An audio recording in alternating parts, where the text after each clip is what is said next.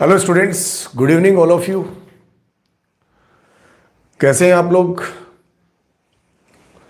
बच्चा पार्टी कैसे हैं? राधे राधे सर, बिल्कुल राधे राधे आपको भी भैया, बिल्कुल राधे राधे सबको, गुड इवनिंग।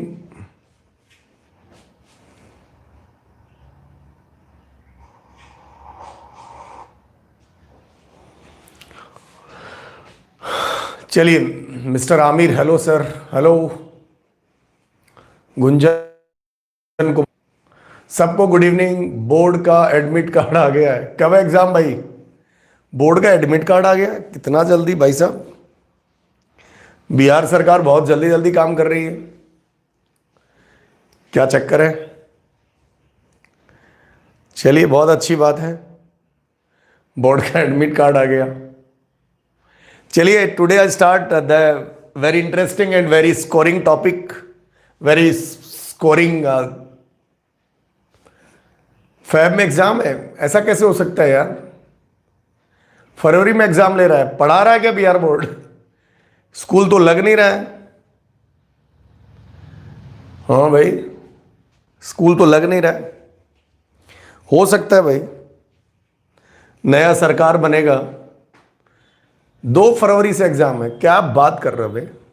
ऐसा कैसे हो सकता है? सही बताइए।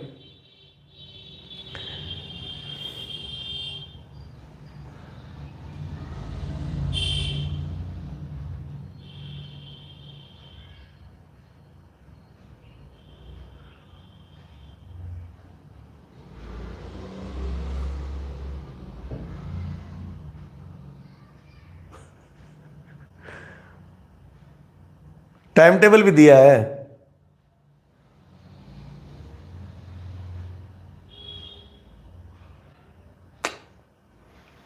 क्या बात कर रहे हो भाई साहब? 2 फरवरी से एग्जाम का टाइम टेबल आ गया? हाउ दिस इज पॉसिबल भाई? लग नहीं रहा यार। बहुत अच्छी बात है, लेकिन 2 को फिजिक्स है नहीं, सेंटम कैंसिल हुआ ना भाई। ठीक है, 2 से 14 सीबीएसई बोर्ड वालों को क्या होगा? आनंद किशोर पागल पगला गया है। चलिए भाई साहब, अगर अच्छी बात अच्छी बात तो क्या है यार, मजे तो नहीं ले रहे हो आप सही में? डेट शीट बहुत दिन पहले रिलीज हो गया है।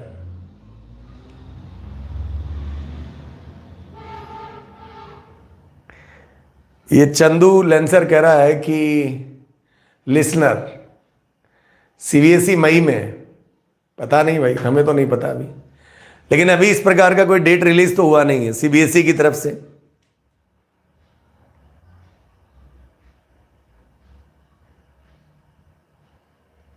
ओके फाइन, अब मैं बात नहीं करूंगा।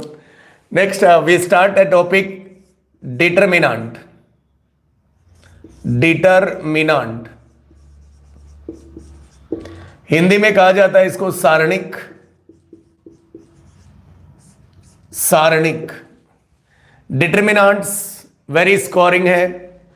अब आप ठीक है, एग्जाम का आ गया डेट, तो हम लोग भी सिलेबस खत्म करेंगे, ठीक है ना। डिटरमिनेंट्स वेरी स्कोरिंग टॉपिक, ये बड़ा स्कोरिंग है बोर्ड के लिए, एज वेल एज आईआईटी में भी बहुत क्वेश्चन आते हैं।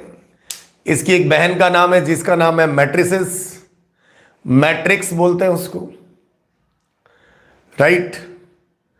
और ये है डिटरमिनेंट। तो ये बहुत स्कोरिंग है, बहुत बच्चों को लगता है कि बहुत आसान है, लेकिन कैलकुलेशन वाइज वैसे बहुत आसान टॉपिक है।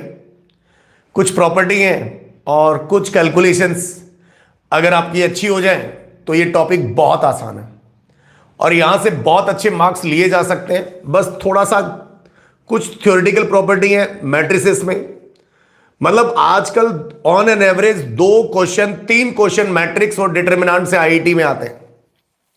बोर्ड की तो बात ही छोड़ दो, बोर्ड में तो बड़े बड़े क्वेश्चन भी आते हैं, जो 6 नंबर का क्वेश्चन होता है या 8 नंबर का, वॉटेवर जो भी क्वेश्चन होता है। तो जितने भी स्टूडेंट देख रहे हैं वो पहली बात ये सुन लीजिए कि मैं बोर्ड का भी इसी के साथ कंप्लीट कर दूंगा।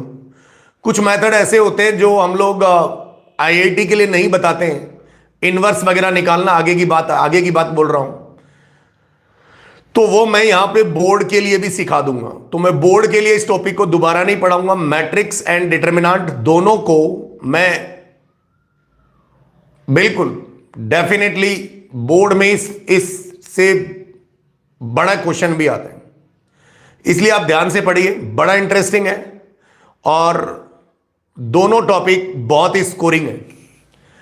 एग्जाम आईआईटी जेई मेंस और जेई एडवांस के लिए भी बहुत स्कोरिंग है।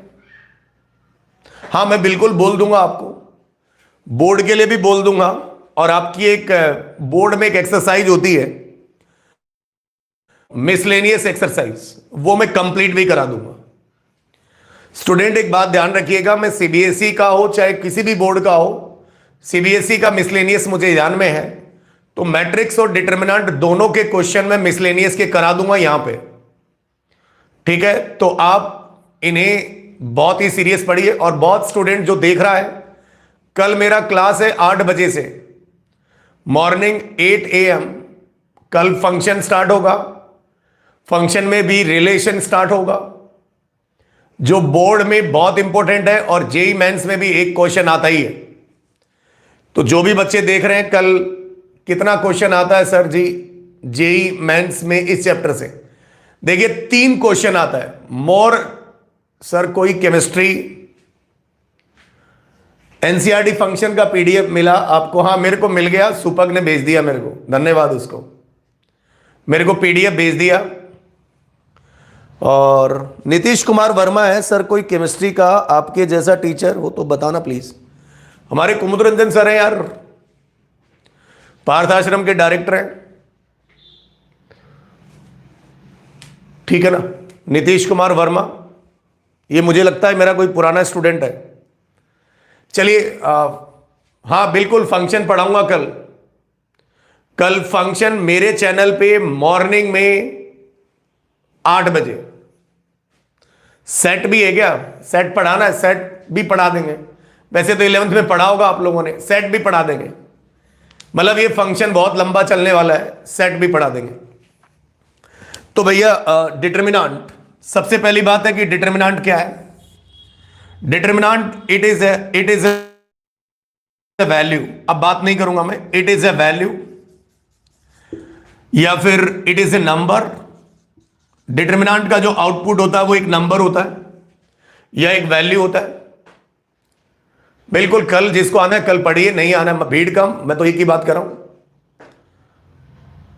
सेट नहीं हुआ है, सेट नहीं पढ़े हैं सर, पढ़ा देंगे, पढ़ा देंगे।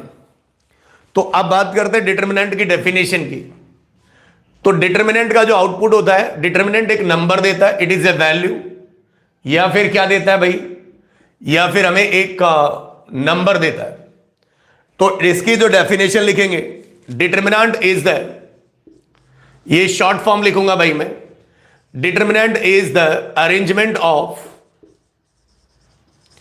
अरे भी बोलते हैं, अरेंजमेंट ऑफ नंबर्स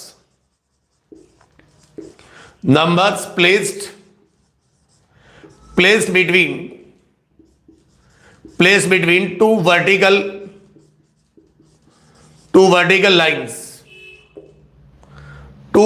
lines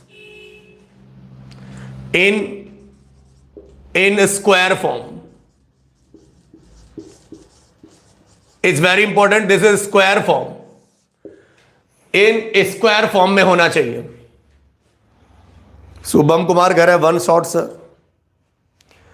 अरे भाई 1 ले चाहे 2 ले, जितने शॉट लेने उतने शॉट दे देंगे यार, ठीक है ना।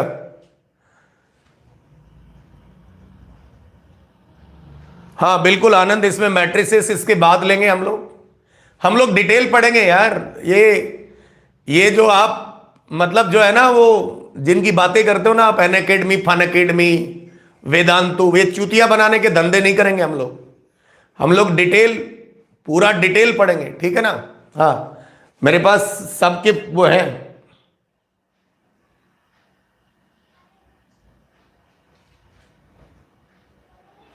राइट, चलिए बच्चा,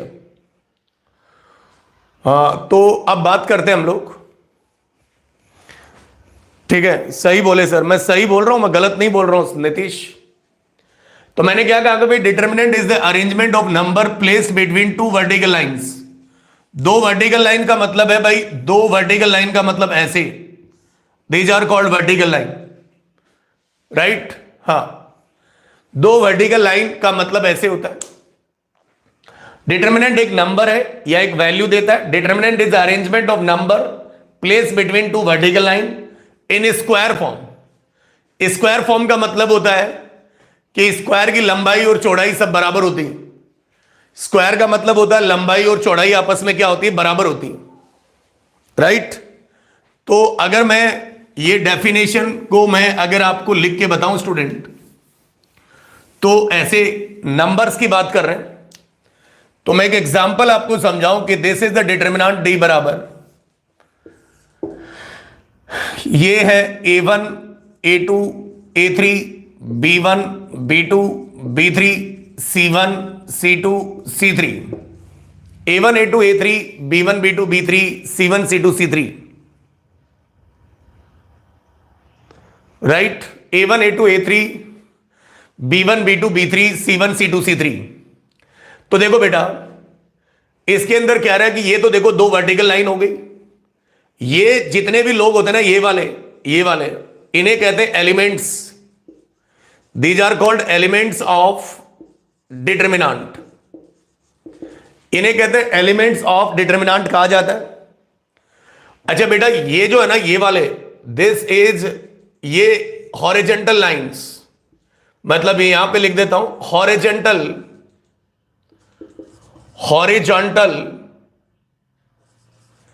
एलिमेंट्स। हॉरिजॉन्टल एलिमेंट्स को कहा जाता है, ये horizontal A1 A2 A3 B1 B2 B3, these are called rows. और ये जो वर्टिकल है ना, वर्टिकल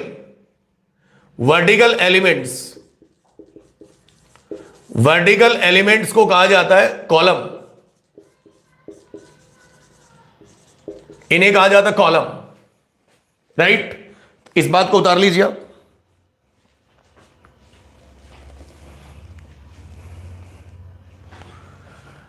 ये स्क्वायर हो गया, तो ये हो गई रो 1, R1 मतलब रो 1, ये रो 2, मतलब मैं ऐसे बताऊं तो ये रो 1 हो गई, ये रो 2 हो गई, ये रो 3 हो गई, R1 R2 R3। अच्छा स्टूडेंट, अगर इधर से बात करें तो ये कॉलम 1 हो गया, दिस इज कॉलम 1। भैया ये C1 है तो इसको ये आप सेम मत लीजिए, ये मैं कैपिटल लिख देता हूं C1। This is column 2 and this is column 3। ये कैपिटल लिखे C1 C2 C3। ये पहला कॉलम, दूसरा कॉलम, तीसरा कॉलम, पहला रो, दूसरा रो, तीसरा रो। अच्छा खास बात है स्टूडेंट डिटर्मिनेंट के लिए, हाँ बिल्कुल स्क्रीनशॉट का टाइम मैं देता हूं हमेशा, फिर भी अगर और ज्यादा चाहिए तो ज्यादा भी दे दूंगा। तो हॉरिजॉन्टल जो एलिमेंट्स हैं उन्हें रो कहा जाता है, वर्टिकल एलिमेंट्स जो प्लेस किए गए हैं उन्हें कॉलम्स कहा जाता है। जैसे बिल्डिंग में कॉलम भरते ना, और ऐसे होती है बीम। अगर कोई घर बनाते हैं तो ऐसे हॉरिजॉन्टल जो होता है वो क्या होती है, बीम होती है, और वर्टिकल जो होते हैं ना वो कॉलम होते हैं,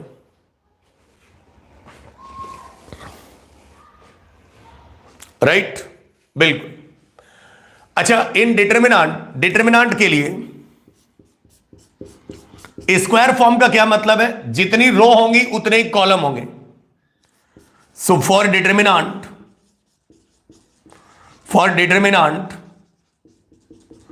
number of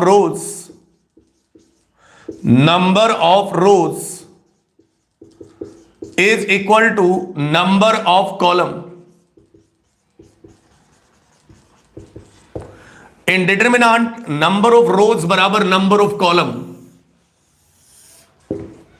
number of row बराबर नंबर ऑफ कॉलम होता है।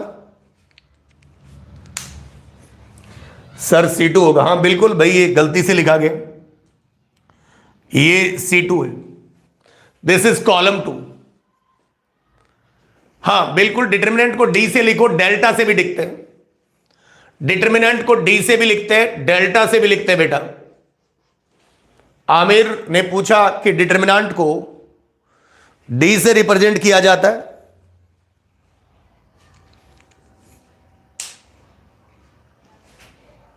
राइट। डिटर्मिनेंट को डी से भी डिनोट कर सकते हैं, डेल्टा से भी डिनोट कर सकते हैं, जैसा उसे कोई फर्क नहीं पड़ता। तो खास बात है for determinant number of rows बराबर number of column, number of row बराबर नंबर ऑफ क्या होता है भाई, कॉलम होता है, राइट। चलिए अगला पॉइंट होता है डिटर्मिनेंट में, तो जो हॉरिजॉन्टल एलिमेंट्स प्लेस किए जाते हैं उन्हें रो कहा जाता है, और वर्टिकल एलिमेंट्स जो किए जाते हैं वो क्या होते हैं, कॉलम होते हैं। नाउ अगला पॉइंट इसमें है order of determinant. Order of determinant होता है n बाई n, इसे पढ़ते हैं student, how to read n by n, इसे पढ़ा जाता है n बाई n, और इसे n स्क्वायर नहीं बोलेंगे, n। ऑर्डर ऑफ डिटर्मिनेंट होता है n बाई n, मतलब नंबर ऑफ रो और नंबर ऑफ कॉलम आपस में क्या होते हैं, बराबर होते हैं। तो ऑर्डर ऑफ डिटर्मिनेंट जो होता है वो ये होता है, जो n है वो ही नंबर ऑफ रो है और ये नंबर ऑफ कॉलम है, दोनों आपस में सेम होना चाहिए, स्क्वायर फॉर्म में बनना चाहिए, इसीलिए, या सिंपली आपने n बोल दिया। तो मैं अगर आपसे कहूं कि find order of determinant, delta बराबर 1 2 3 4, तो इसका ऑर्डर होगा, कितनी रो है इसमें, this is row 1, this is row 2, this is column 1, this is column 2, तो ये 2 बाई 2 हो गया। 2 बाई 2 को हम लोग सिंपली इसका जो आंसर लिखेंगे ऑर्डर का, ऑर्डर इज 2, इसका ऑर्डर 2 लिखेंगे, इसको कभी भी 4 नहीं लिखेंगे, 2 4 नहीं करेंगे बच्चा, ध्यान दीजिएगा सब लोग।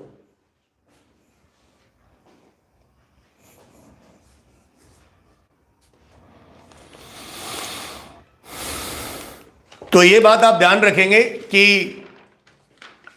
ध्यान रखेंगे स्टूडेंट कि इसे 4 नहीं लिखेंगे, या तो 2:2 लिखेंगे, या फिर इसका फाइनल आंसर, इसका जो ऑर्डर होगा वो 2 होगा, इसका जो ऑर्डर होगा वो क्या होगा स्टूडेंट, 2 होगा, राइट। बिल्कुल सही बात है, इसका ऑर्डर सब बच्चों ने बताया 2 होगा। ओम प्रकाश यादव, मैं एवरीडे लाइव आता हूं, ठीक है। ओम प्रकाश यादव, हाँ बिल्कुल शुभम, 2/2 लिख सकते हैं, यस आप 2/2 लिख सकते हैं, 2/2 लिख सकते हैं, लेकिन इसे 4 नहीं लिख सकते, या तो 2/2 लिखो या ओनली 2 लिखो।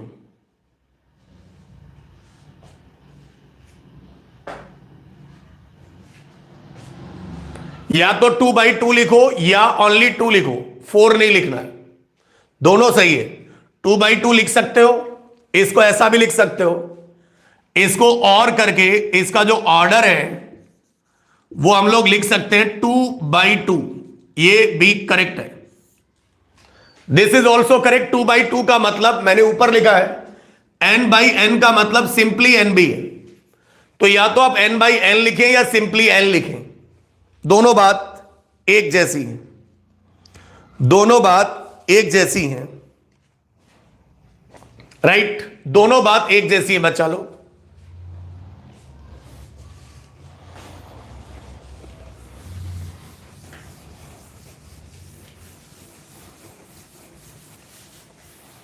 नेक्स्ट अगला पॉइंट, नेक्स्ट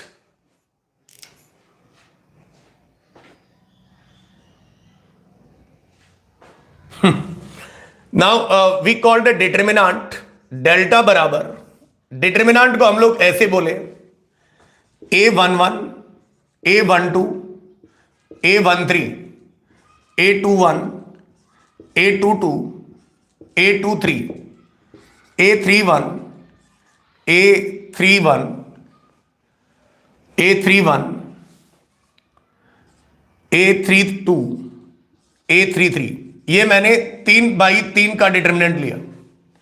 वैसे आईआईटी के सिलेबस में और बोर्ड के सिलेबस में 3/3 का ही है, ये बोर्ड के सिलेबस में भी 3/3 का ही है और आईआईटी के सिलेबस में भी, करेक्ट, आईआईटी के सिलेबस में भी हमारे पास 2/2 का ही है।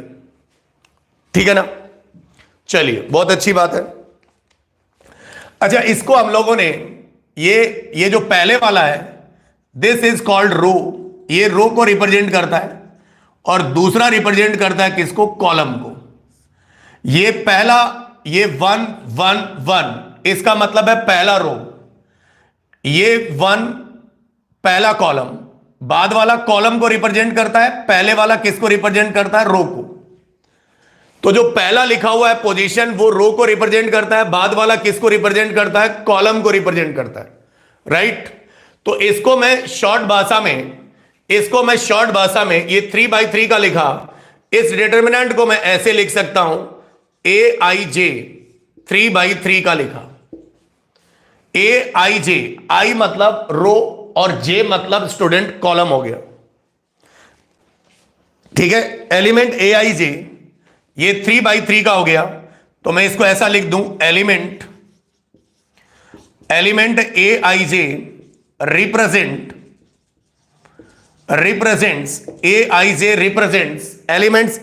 रिप्रेजेंट्स पहले वाला ith rows and jth column.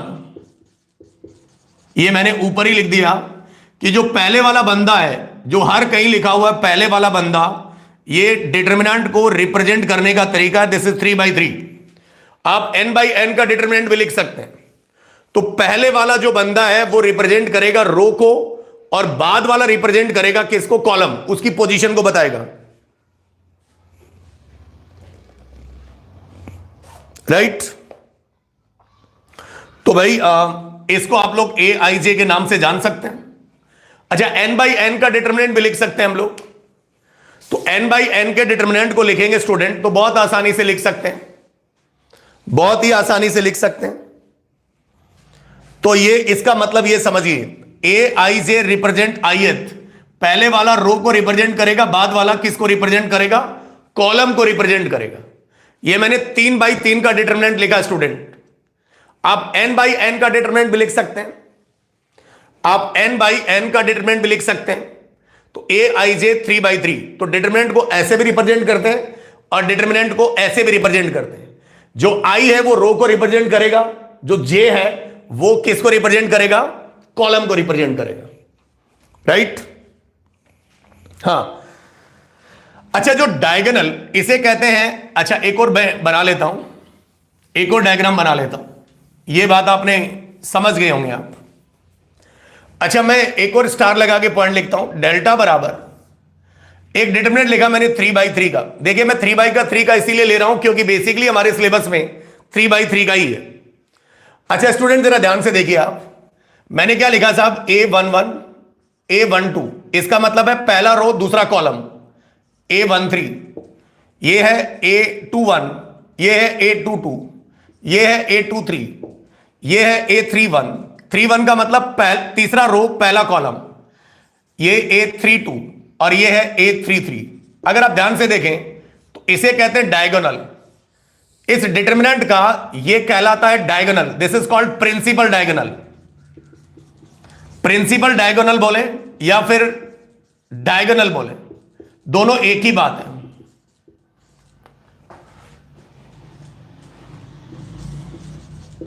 या तो आप इसे प्रिंसिपल डायगोनल बोले या फिर आप डायगोनल बोले, both of the same meaning student.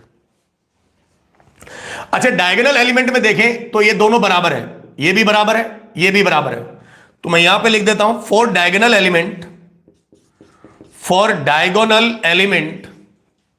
Diagonal elements के लिए, फॉर डायगोनल एलिमेंट्स, देखिए रो और कॉलम, रो और कॉलम, रो और कॉलम, फॉर डायगोनल एलिमेंट्स रो बराबर कॉलम, रो बराबर कॉलम। दैट मीन्स मैं इसको ऐसे रिप्रेजेंट कर सकता हूं, ए आई आई, जे बराबर आई हो जाएगा। इस केस में जे बराबर आई हो जाएगा, ए आई आई के नाम से जान सकते हैं। और अगर यहां से आपको डायगोनल के एलिमेंट लिखने हैं तो लिख सकते हैं बहुत आसान से, A11, A22, A33, they are called diagonal element. इन्हें कहा जाता है डायगोनल एलिमेंट। अच्छा, डायगोनल एलिमेंट में ये आपस में बराबर होंगे, बिल्कुल ऑलवेज, बिल्कुल ऑलवेज।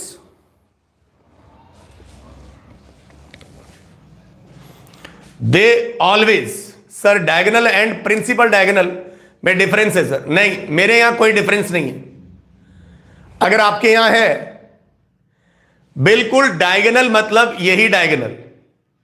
डायगोनल मतलब आप इसको डायगोनल मत लीजिए, मतलब मैं इसको डायगोनल मतलब लोकल भाषा में डायगोनल का मतलब प्रिंसिपल डायगोनल, मैं तो ये इस्तेमाल करता हूं मिस्टर पासवान। और आमिर ने पूछा सर इसमें 2 डायगोनल है। नहीं नहीं, डायगोनल मतलब एलिमेंट बराबर होंगे, जो लिख दिया वो लिख दिया। ये खास बात है फॉर डायगोनल। ये डायगोनल, डायगोनल के लिए ये बात आप रो का जो नंबर है, ये नंबर है रो नंबर, ये लो ज्यादा और अच्छे से क्लियर लिख देता हूं, बराबर कॉलम नंबर, ये आपस में बराबर होना चाहिए। अगर आपको लग रहा है कि ये डायगोनल है, नहीं, मैं इसका नाम डायगोनल नहीं बोलूंगा भाई साहब। मैं सर दूसरे साइड से डायगोनल नहीं है इसका, नहीं बोलेंगे हम डायगोनल, नहीं बोलेंगे। ये पासवान जी जो कह रहे हैं ना, पासवान जी ऐसे नहीं होता है। हां, डायगोनल को मैं प्रिंसिपल डायगोनल बोल रहा हूं, मतलब ये बिल्कुल आम भाषा में हम बोल सकते हैं। लेकिन अगर आपके दिमाग में आ रहा है तो ये मैंने डायगोनल के लिए लिखा है। तो अगर आप इसको डायगोनल लेंगे तो ये देखो, ये मामला गड़बड़ है। A13, A22, A31, मतलब ये और ये आपस में बराबर नहीं है। और मैंने डायगोनल का डेफिनेशन लिखा कि रो नंबर बराबर,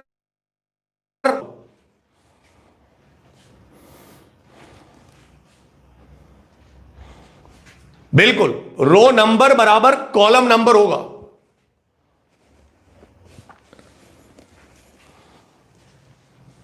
ये अगर आप कहीं जगह से आपने उल्टा सीधा पढ़ा है तो मैं कुछ नहीं कह सकता।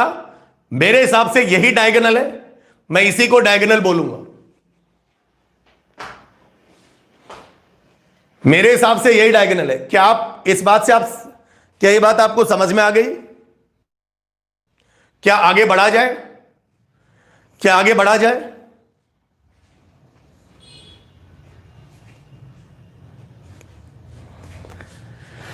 Okay, next. तो डायगोनल का मतलब जो रो नंबर है और कॉलम जो नंबर है वो आपस में बराबर होगा बच्चा, वो आपस में बराबर होगा। अगला पॉइंट है ए I J and A J आई। देखिए मैंने ए I J, A J I, A J I, A I J, A J आई उल्टा कर दिया। Are called conjugate elements, conjugate elements, they are called conjugate elements and aij and या फिर and they are symmetric, they are symmetric with respect to diagonal, diagonal। जरा ध्यान दीजिए, ए I J और A J I, A J I are called conjugate elements, conjugate elements and they are symmetric with respect to diagonal. Diagonal मेरे हिसाब से एक ही होता है, डायगोनल मेरे हिसाब से एक ही होता है। They are called symmetric element. Student symmetric elements की बात कर रहा है, तो अगर कोई डिटर्मिनेंट ऐसे लिखा हुआ है तो ये इसका डायगोनल हो गया। जैसे मान लो A11, A12, A13, 3 by 3 का ले रहा हूं, A21, A22, A22, A23, A23, A31, A32, A33, this is my diagonal. ये डायगोनल आप जरा ध्यान दीजिए, वो कह रहा है ए आई जे। ए आई जे का मतलब है, इसका मतलब है ये एक, देखो ये आपस में इंटरचेंज हुआ, आई जे जे आई, तो यहां लिखा हुआ A21 और A12, तो ये बंदा और ये बंदा एक दूसरे के कॉन्जुगेट है। तो मैं यहां पे लिख सकता हूं here A21 and A12 are conjugate elements. अच्छा, फिर A31 A13 ये आपस में कॉन्जुगेट है। A31 and A13 are conjugate elements.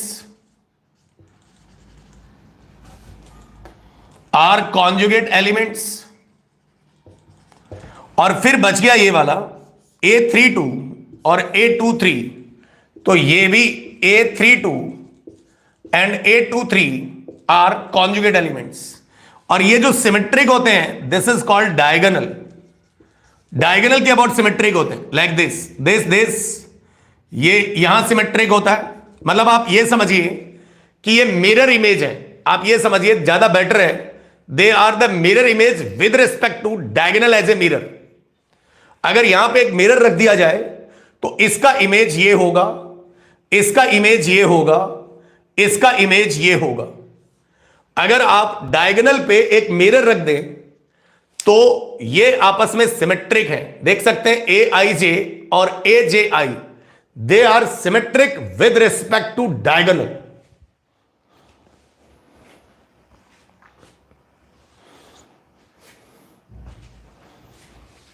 They are symmetric with respect to a diagonal.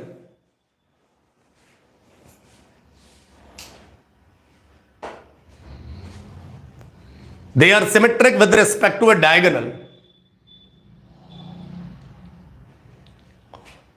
शायद ये बात आपको समझ में आ रही होगी।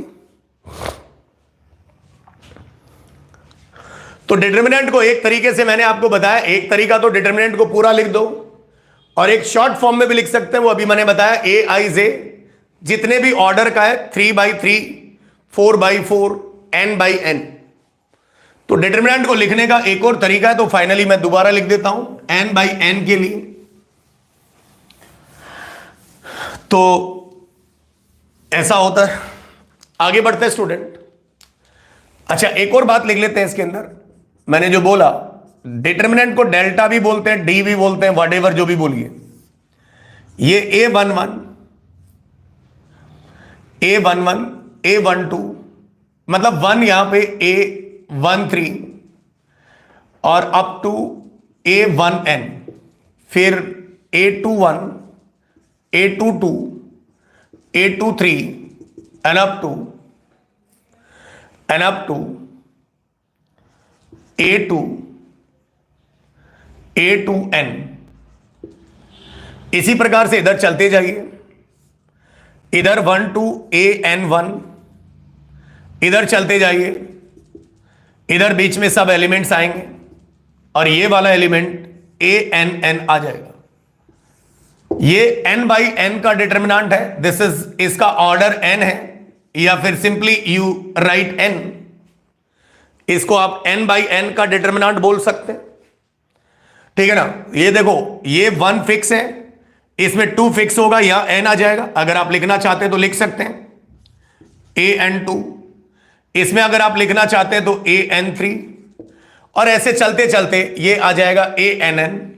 और ये मैं फिर से दिखा दूं, this is called diagonal, this is called diagonal. तो डायगोनल एलिमेंट इक्वल होते हैं। अच्छा, एक और बात, बहुत सारे स्टूडेंट को यहां पे ये जो एलिमेंट्स दिख रहे हैं, ये एलिमेंट्स मैं यहां लिख देता हूं, ये और ये, इन्हें कहा जाता है ऑफ डायगोनल एलिमेंट। क्या कहा जाता है? दोनों को, इन दोनों को कहा जाता है, they are called off diagonal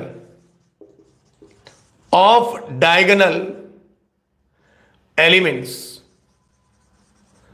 of diagonal elements, ये भी ऑफ डायगोनल एलिमेंट्स, ये डायगोनल एलिमेंट्स।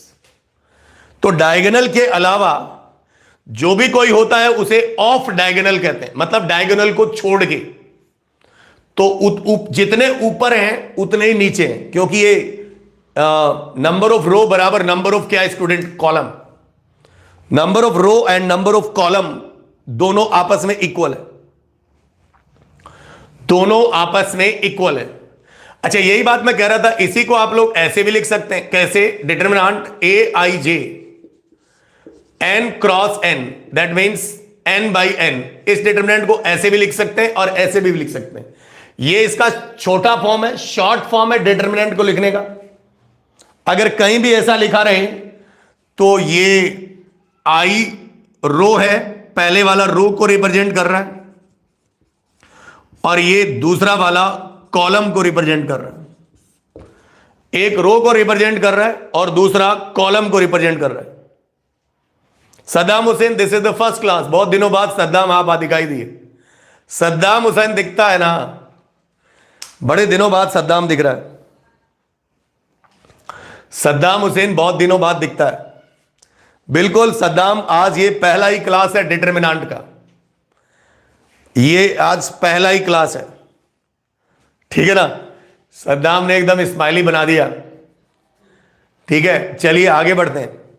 तो डिटरमिनेंट को ऐसे लिखा, ये डायगोनल एलिमेंट है और डायगोनल को छोड़ के उन्हें कहा जाता है of diagonal element. Ashik Ansari sir, matrix में फिर पढ़ाइएगा। नीतीश कुमार, मैट्रिक्स में, हाँ मैट्रिक्स बिल्कुल डिटेल पढ़ाया जाएगा नीतीश, मैट्रिक्स डिटेल पढ़ाया जाएगा, ठीक है ना। मैट्रिक्स एंड डिटरमिनेंट दोनों को सेपरेट पढ़ाया जाएगा, एक साथ नहीं।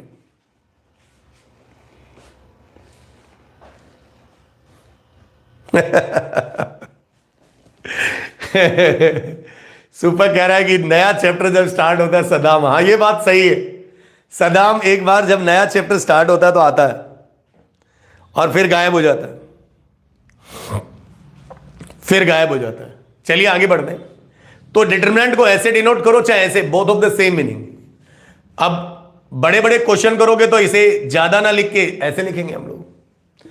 अगला पॉइंट है इसके अंदर, वो है माइनर्स एंड कोफैक्टर। अगला पॉइंट है इसके अंदर, वो है, अरे ऑफलाइन मत पूछो यार, जब सरकार बोलेगी तब होगा। आप लोग पेपर पढ़ते हो, हम भी पढ़ते हैं, हम लोगों को ज्यादा पता थोड़ी ना है, ठीक है। तो ऑफलाइन जब सरकार बोलेगी, गवर्नमेंट अपनी गाइडलाइंस इश्यू करेगी, आप देखिए यार स्कूल जैसे संसाधन कैसे बंद हो सकते हैं, ठीक है। ऑफलाइन अगर बोलेगा तभी होगा, अदरवाइज ठीक है ना, एकदम नहीं खुलेगा। हाँ, तो जब खुलेगा सब तो सबके लिए खुलेगा, तो ये आपको बिल्कुल पता होना चाहिए। जितना आपको पता है उतना ही हमको पता है।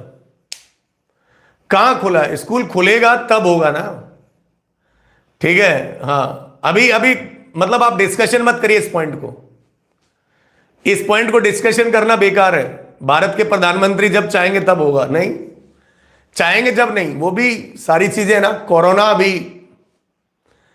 इस साल ले लेगा, बिल्कुल सही कह रहे हैं, ये साल ले लेगा कंफर्म। हम लोगों का नहीं होगा ऑफलाइन, हाँ हमको नहीं लगता कि होगा। मे बी दिसंबर तक आपका सिलेबस खत्म हो जाएगा, तो जाओ क्लास करो। पटना में 9-10 को खुला है, पता नहीं, आई डोंट नो, मुझे नहीं पता। अगली बात, नेक्स्ट पॉइंट यहां पर हम लोग बात करेंगे minors and cofactor. Minors and cofactor, minors and cofactor. अच्छा भाई देखिए, माइनर्स भी एक प्रकार का डिटरमिनेंट होता है। माइनर जो होता है वो भी एक प्रकार का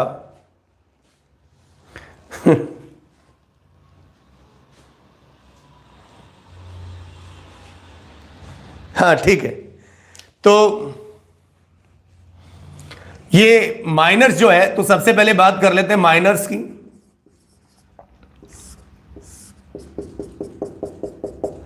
माइनस का जो पहला पॉइंट है वो ये है, it is also a determinant, it is also a determinant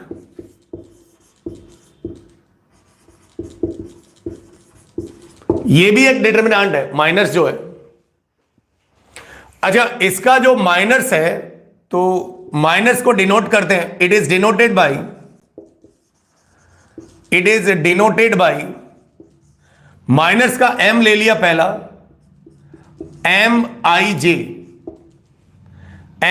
जे, और इसका जो ऑर्डर है माइनस का ऑर्डर जो है वो डिटर्मिनेंट से एक कम होता है, order is n-1 is to n-1, ये अभी समझ में आ जाएगा, या फिर n-1। अगर डिटर्मिनेंट का ऑर्डर 3/3 का है तो उसके माइनर का ऑर्डर 2/2 का होगा।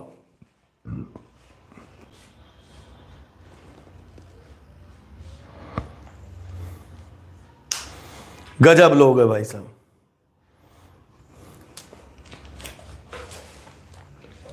गजब। अरे भाई रोहित चौधरी छोड़ दो ना यार, अभी कहां पे ऑफलाइन क्लास आगे मरना है क्या यार? आप लोग अपने घर पे पढ़िए आराम से, ऐसा तो नहीं है कि भाई अब जो है वो तो करना ही पड़ेगा ना, जब खुलेगा तब आना आराम से, तब तक दवाई भी आ जाती है।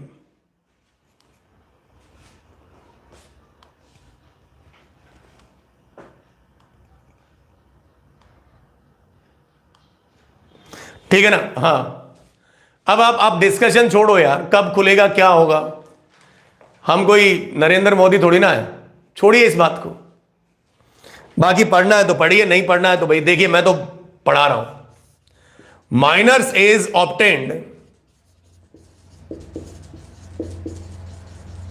Minor is obtained from original determinant,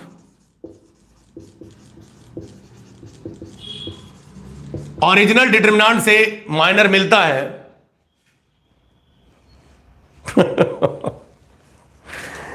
it is obtained from original determinant by removing ith row or column and jth column, and ith row and jth column को रिमूव करने पे हमें मिलता है।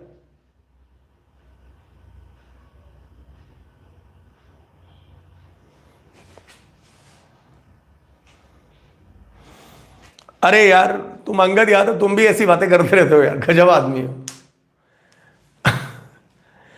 चलिए क्या कह रहा है उसने, वो कह रहा है कि ऑर्डर जो होगा वो इससे कम होगा। Minor is obtained from the original determinant by removing ith row and jth column, ith row and jth column को रिमूव करने से आपको मिलेगा। तो माइनर जो मिलेगा, माइनर एक प्रकार का डिटर्मिनेंट वैल्यू है, और जो हमें यहां से मिलेगा, राइट? ठीक है ना? अब कैसे निकालते हैं माइनर, वो जरा ध्यान से सुनो। माइनर में मैंने क्या बताया, इसको डिनोट करेंगे हम MIJ से। वो कह रहा है कि minor is obtained from the original determinant by removing ith रो। तो आप जरा इस बात को समझिएगा, यहीं पे मैं आपको समझा रहा हूं, मैं आपको यहीं पे समझा रहा हूं, इस बात को समझिए। मान लो आपके पास डिटर्मिनेंट है ये डिटर्मिनेंट है A1 A2 A3, B1 B2 B3, C1 C2 C3, right? और आप ओरिजिनल डिटर्मिनेंट कह रहा है कि minor is obtained from original determinant by removing ith row and jth column. जरा ध्यान से समझिए। मान लो आपको MIJ, आपको M31 चाहिए, ये 3/3 का डिटर्मिनेंट है। स्टूडेंट जरा ध्यान से समझिए, ये भी एक डिटर्मिनेंट आएगा, इसका जो ऑर्डर है वो 3/3 का है, तो माइनर का ऑर्डर आएगा 2/2 का। माइनर का जो ऑर्डर आएगा वो 2/2 का आएगा, इस बात को समझिएगा ध्यान से। उसने कहा minor is obtained from the original determinant by removing ith रो, तो कौन सी रो है यहां पे? ये थर्ड रो है, और कॉलम कौन सा है? 1। तो कौन सी रो है भाई? थर्ड रो कौन सी है? थर्ड रो दिस, इसे रिमूव कर दो। कॉलम कौन सा है? इसे रिमूव कर दो। ध्यान दीजिए, minor is obtained from original determinant by removing ith row and jth column. तो आई पहले वाला किसको रिप्रेजेंट करता है? रो को। दूसरा वाला किसको रिप्रेजेंट करता है? कॉलम को। तो कौन सी रो को रिमूव करना है? थर्ड रो को। कौन से कॉलम को रिमूव करना है? फर्स्ट कॉलम को। तो इसे रिमूव कर दिया, इसे रिमूव कर दिया। ये जो बचा, क्या बचा? A2, A3, B2, B3। इसका ऑर्डर बताइए भाई 2/2 का। क्या ये बात सबको समझ में आया? माइनर लिखना, क्या ये माइनर लिखना सबको समझ में आया है? चलिए एक और लिख के देखते हैं, एक और लिख के देखते हैं माइनर। जो भी लिखते हैं उसी रो और उसी कॉलम को रिमूव कर दो, जो बचे वो लिख दो। जैसे मान लो आपको M22 लिखना है, M2/2 या फिर M23 ले लेते हैं, M23 ले लेते हैं। M23 ले लिया तो बताओ भाई, चलो M22 ले लेते हैं। M22 का मतलब 2th रो और 2th कॉलम, इनको रिमूव कर दो, इनको रिमूव कर दो। चलो भाई जरा ध्यान से समझो सब बच्चा। इन दोनों को, दूसरा रो और दूसरे कॉलम के एलिमेंट को क्या कर दो भाई? रिमूव कर दो। क्या करो भाई? इसे रिमूव कर दो। तो दूसरा रो कौन सा भाई बताओ? दूसरा रो ये वाला, दूसरा कॉलम ये वाला। जरा ध्यान दीजिए, ये और ये। तो क्या क्या बचा? A1 A3 C1 C3, A1 A3 C1 C3। इसका भी ऑर्डर 2/2 का है, 2/2 का है, 2/2 का है। क्या ये बात हर बच्चे को समझ में आ गई? स्टूडेंट, ये बात हर बच्चे को समझ में आ गई?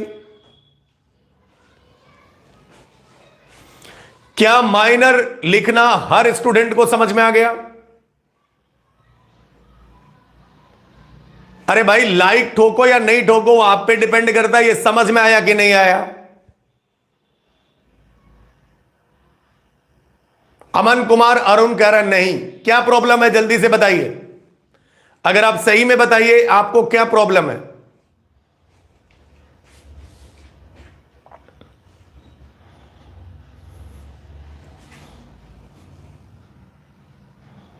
C1 और C3 होगा ना? अरे भाई ये बताओ, दूसरा रो उड़ा दो, ये उड़ा दिया। दूसरा कॉलम उड़ा दो, ये उड़ा दिया। तो A1 A3 C1 C3, A1 A3 C1 C3।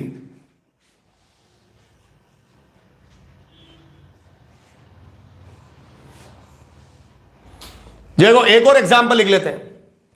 जैसे मान लो M लिख लेते हैं M23। M23 का मतलब है दूसरी रो को खत्म करो, तीसरे कॉलम को खत्म करो। तो दूसरी रो कौन है भाई? ये वाली। और तीसरा कॉलम कौन है? ये और ये। तो कह रहा है कि दूसरा तो रो, 2th रो और थर्ड कॉलम इन्हें खत्म कर दो, रिमूव कर दो इनको, इन्हें रिमूव कर दो यार। इतना तो यार बहुत लिख दिया मैंने। इन्हें रिमूव कर दिया। दूसरी रो, तो दूसरी रो ये है और ये है, इसको खत्म कर दिया। इसको A1 A2 C1 C2 बच गया ना? A1 A2 C1 C2 बच गया। अब तो समझ में आया?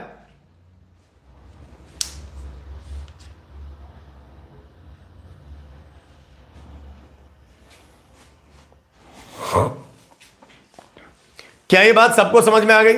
A1 A2 C1 C2। आसिक अंसारी, बिल्कुल सही बात है।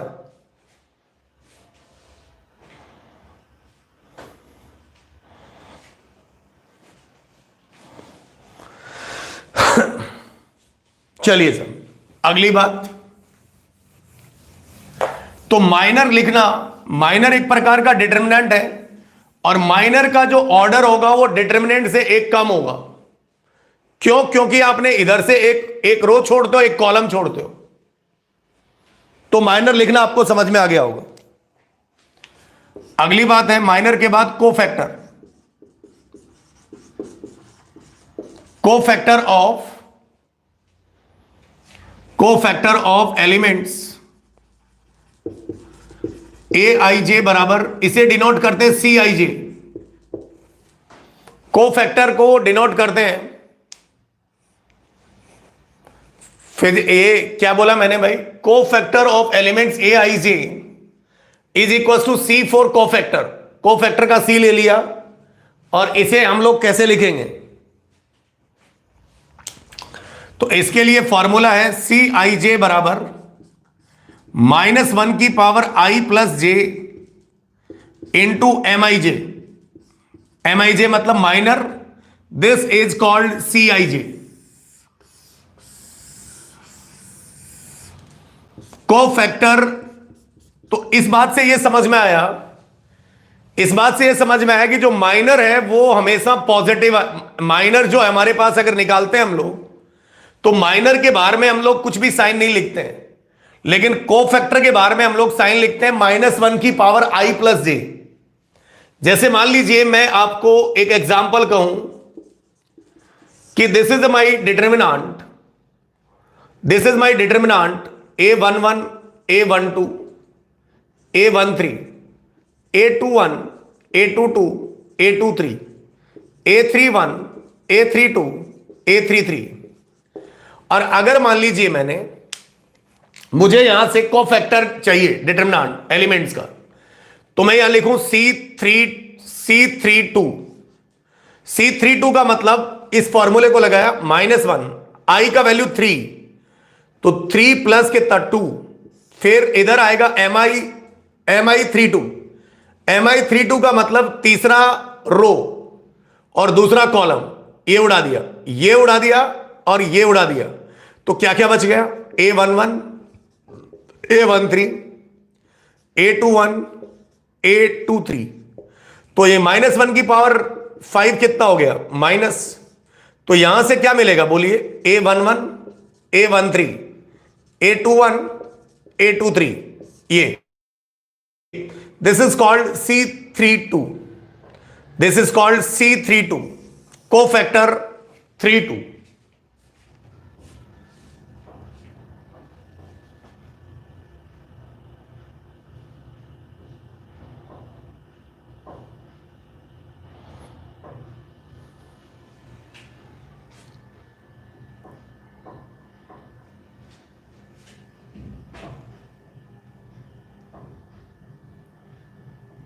ठीक है भाई, कोई दिक्कत है आपको इसमें? नीतीश कुमार बिल्कुल ठीक है यार, आपको गड़बड़ कैसे लग रहा है?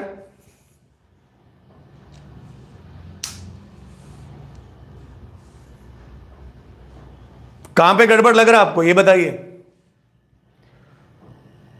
आई इंटू जे बता रहे हैं क्या आप? आई प्लस जे ही होता है भाई, आई प्लस जे ही होता है,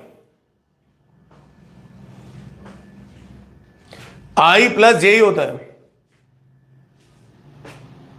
किसी को दिक्कत है समझने में तो ये बताइए आप।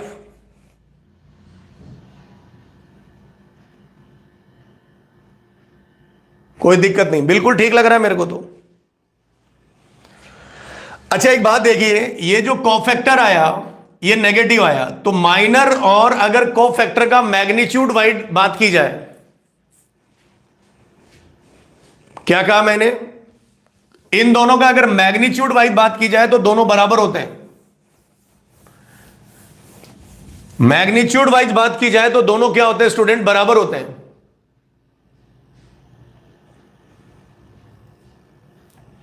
माइनर में कहां दिक्कत हुई यार, कुछ हो गया होगा इधर उधर, वो देख लेना, अगर ज्यादा हो गया तो बता दीजिए। तो यहां से हम लोग एक नोट लिख सकते हैं, नोट हमारा ये है कि अगर मैग्नीट्यूड वाइज निकाला जाए, ये मैग्नीट्यूड है भाई, डिटर्मिनेंट नहीं है, एम आई जे बराबर सी आई जे, इन दोनों का ही मैग्नीट्यूड है भाई, this is magnitude. Magnitude wise दोनों आपस में बराबर होगा, माइनर और कोफैक्टर का मैग्नीट्यूड वाइज दोनों बराबर होगा।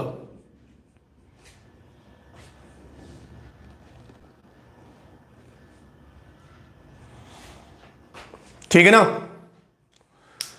तो ये बात सबको समझ में आ रही है कि दोनों मैग्नीट्यूड, ये यहां पे डिटर्मिनेंट नहीं है, ये मैग्नीट्यूड वाइज बोला मैंने, दोनों आपस में इक्वल होगा, मैग्नीट्यूड वाइज दोनों आपस में इक्वल होगा स्टूडेंट।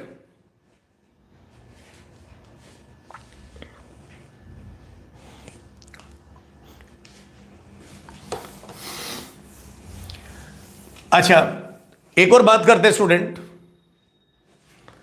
ठीक है ना, एक और बात कर लेते हैं, एक और नोट की बात करते हैं,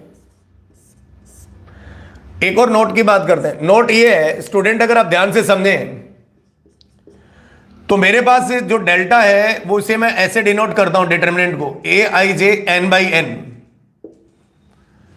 और इसको ऐसे भी लिख सकते हैं डिटर्मिनेंट, ये A11 अभी लिखा था, A12, A13, A1n, A21, AN1 and ANN, and again I am writing this is called diagonal, this is called diagonal, ठीक है ना, this is called diagonal। ये बात को आप ध्यान से समझिए, राइट। मुझे नहीं लगता यार, चलिए देखिए साहब, ये n बाई एन का है, तो इसके अंदर पहली बात total number of element in, total number of element in delta, तो कितनी रो है इसके अंदर, n है, कितने कॉलम है इसके अंदर, वो भी n है, तो number of element in determinant this is called n गुणा n बराबर n स्क्वायर। मैं ऑर्डर की बात नहीं कर रहा हूं, नंबर ऑफ एलिमेंट्स की बात कर रहा हूं, राइट। हाँ, अगर n बाई एन का डिटर्मिनेंट है, ओके, ये बताइए total number of element in diagonal कितना, स्टूडेंट सब लोग बताइए। अगला क्वेश्चन है total number of diagonal element, diagonal element कितना है, जल्दी से बताइए। बिल्कुल n, ये टोटल नंबर कितने हैं, n है, total number of diagonal element n है।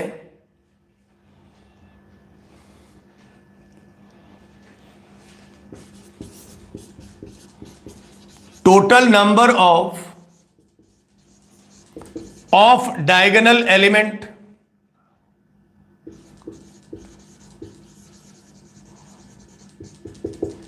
Total number of diagonal element, ये बताइए।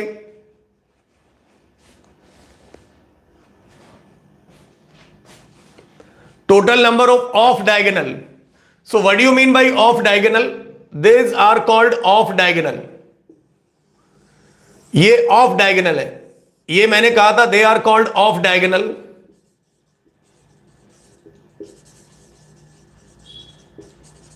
ये ऑफ डायगोनल कितना होगा भाई, एन स्क्वायर माइनस एन, बिल्कुल सही बात है, क्योंकि टोटल कितने हैं, एन स्क्वायर है, इसमें से डायगोनल के एलिमेंट निकाल दो, डायगोनल के एलिमेंट कितने हैं, तो टोटल माइनस डायगोनल,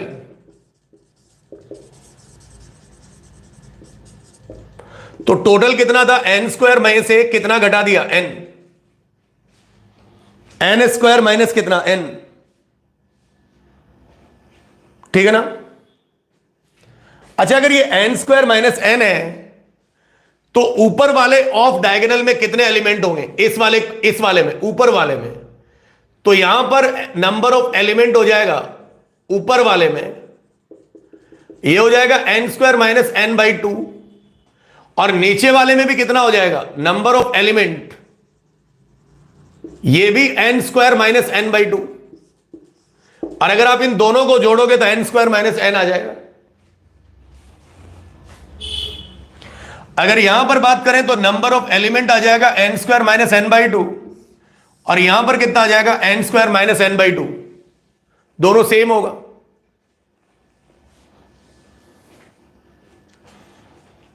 यहां तक किसी बच्चे को कोई दिक्कत है क्या स्टूडेंट? क्या यहां तक किसी स्टूडेंट को ऐसी किसी भी टाइप का प्रॉब्लम है क्या?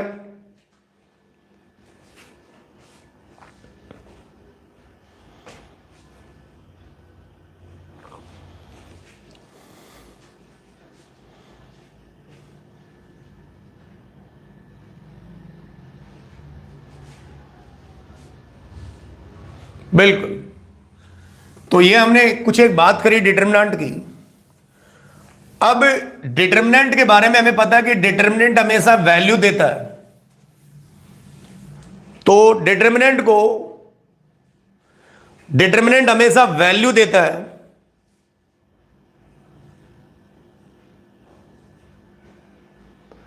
ठीक है ना? डिटर्मिनेंट हमेशा वैल्यू देता है। So determinant evaluation of a determinant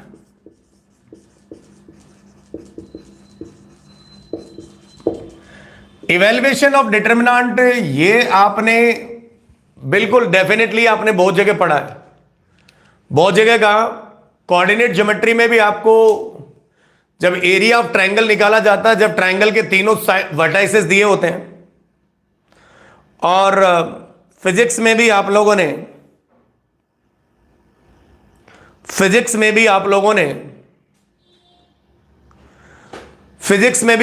ने क्या किया होगा कि मतलब जब क्रॉस प्रोडक्ट पढ़ा होगा तब डिटर्मिनेंट आप लोगों ने देखा होगा, बिल्कुल वेक्टर में। और कोऑर्डिनेट में भी आप लोगों ने एरिया ऑफ ट्रायंगल निकाला, डिटर्मिनेंट सॉल्व करने का तरीका, तो वहां भी आप लोगों ने किया है, बिल्कुल इवैल्यूएशन, लेकिन आपको कुछ हद तक आता है। अब सबसे बड़ी बात है कि इवैल्यूएशन ऑफ डिटर्मिनेंट जो है, इस determinant and arrangement of things in square form.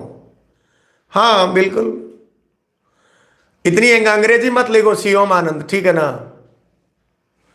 इतनी बिल्कुल area of triangle is determinant and arrangement of things in square form. हाँ भाई, और क्या चाहते हो ये बताओ? इतने दुखी मत हो तुम। कोऑर्डिनेट में भी सर बिल्कुल एरिया ऑफ ट्रायंगल हम लोगों ने पढ़ा है। वैसे तो एरिया ऑफ ट्रायंगल में भी हम लोगों ने एक शॉर्ट ट्रिक पढ़ा था, याद होगा आपको, ठीक है? हाँ, सारे रूल भी होता है, वो भी बता देंगे, कोई बड़ा चीज नहीं है, ठीक है? तो डिटरमिनेंट का बेसिक हमें पता होना चाहिए। एरिया ऑफ क्वाड्रिलेटरल भी पढ़ा है, एरिया ऑफ पॉलीगन भी पढ़ा है, अगर n वर्टाइसेस दिए होते हैं तो, ठीक है? मैं उस बातों पे यहां नहीं जाना चाहता, मतलब मैं यही मान रहा हूं कि आप लोगों को वो चीजें याद है, ठीक है? बहुत अच्छी बात है, ये आप लोगों को याद है, ये बहुत अच्छा संकेत है आपका। तो इवैल्यूएशन ऑफ डिटर्मिनेंट, तो डिटर्मिनेंट को मैं 3x3 की बात कर रहा हूं, A11, A12, A13, A21, A22, A23, A31, A32, A33, ठीक है ना? एक भाई साहब ने नाम दिया, एक फ्रेंच साइंटिस्ट थे, सारस रूल थे।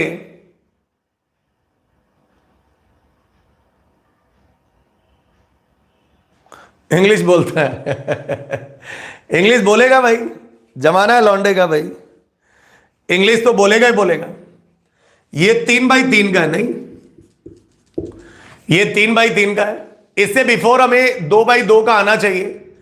और 2x2 का हम लोग कैसे करते हैं? तो जैसे मान लो एक एग्जांपल हमने लिखा 2x2 का, ये लिखा, ये आता आपको यार, ABCD, तो ये इधर गया, ये इधर गया, तो क्या दे देगा ये? AD माइनस कितना? BC, ये डेल्टा आ गया। तो 2x2 का तो हम लोग ऐसे निकालते हैं,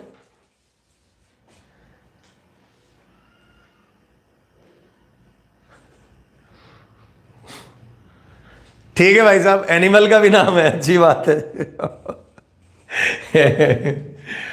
बड़ी अच्छी बात है भाई साहब, शिवम आनंद, एनिमल का भी, हाँ सारस नाम होता है, ठीक है? तो वो उसी एनिमल ने दिया था, राइट? हाँ, अपनी जिंदगी झंड बनाने के लिए, ठीक है?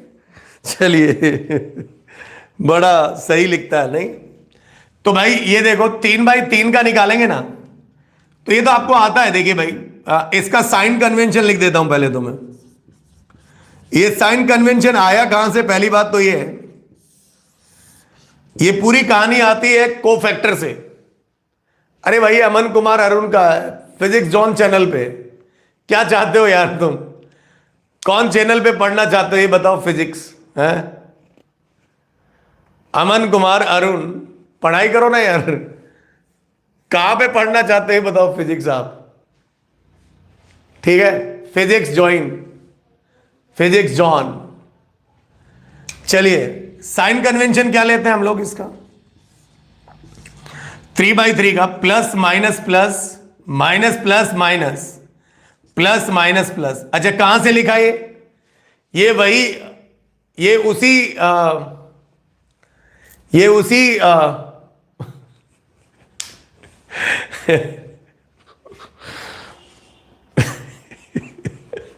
अमितोष वाह, तुम जूता खाओगे समझा। ऑक्सफोर्ड यूनिवर्सिटी में तुम्हारी फिल्म बना दूंगा, बहुत बोलते हो। साइन कन्वेंशन लेते हैं हम 3/3 का, ये प्लस माइनस प्लस। अरे वही कोफैक्टर वाली कहानी है, ठीक है। हाँ, तो ये प्लस कैसे आया ये देखिए। अब ये प्लस आने का तरीका है, यहां पर प्लस कैसे आया?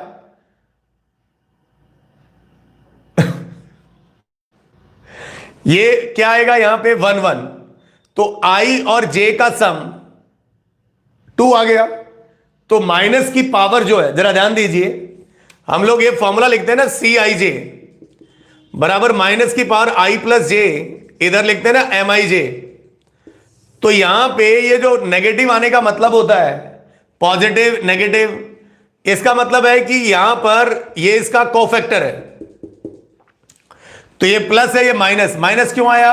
1 2, माइनस की पावर 3 नेगेटिव देगा, ये पॉजिटिव देगा, 3 और 1 4, यहां पे देखते जाइए। और फिर 2 और 1 1, negative 2 2, positive 2 3, negative 3 1, positive 3 2, negative 3 3। ये समझ गए होंगे आप, ये साइन कन्वेंशन मैंने कैसे लिखा है।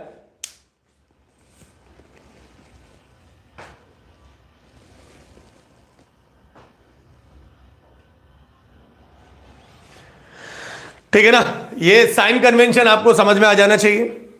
अच्छा, एक और बात, इवैल्यूएशन हम लोग चाहे रो वाइज ओपन करें चाहे कॉलम वाइज, आंसर पे कोई फर्क नहीं पड़ता। Evaluation we can do either row wise और column wise, answer remain same. ठीक है ना, evaluation can be done either, ये भी लिख देता हूं मैं,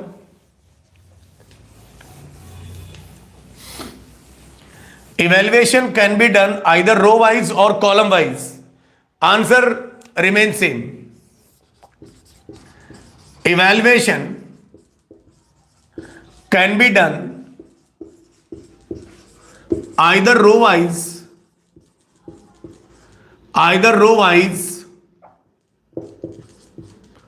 or column wise